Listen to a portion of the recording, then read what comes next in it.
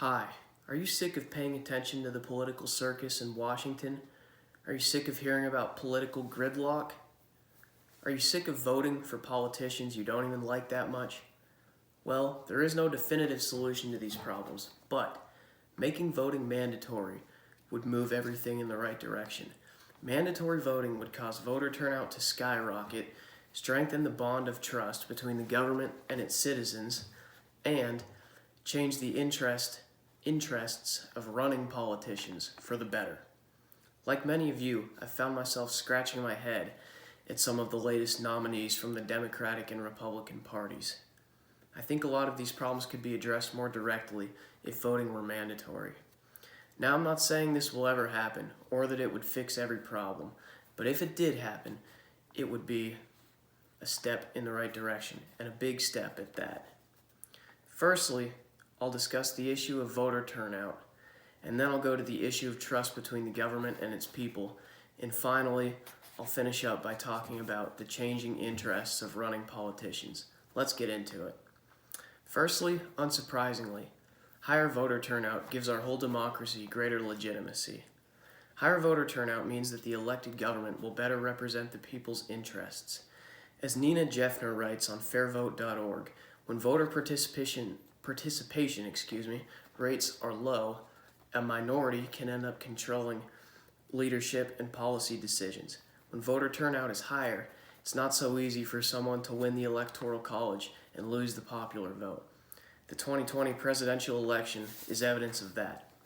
Higher voter turnout gives us a better snapshot of what the people's interests actually are. When only 60% of voting-age citizens vote, the government only represents 60% of people in America. Frankly, democracy just doesn't work when a large portion of the population doesn't participate.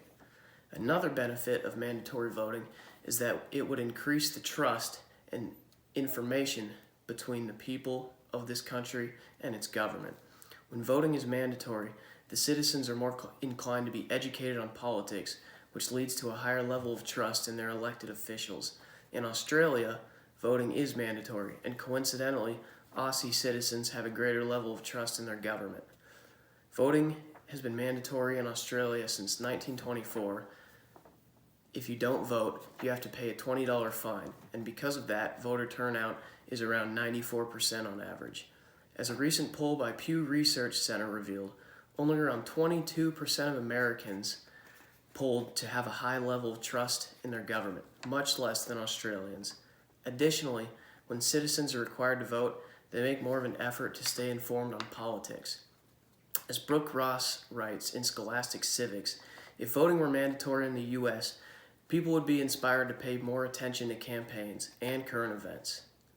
Finally, compulsory voting would change the strategies and interests of the politicians running for office for the better.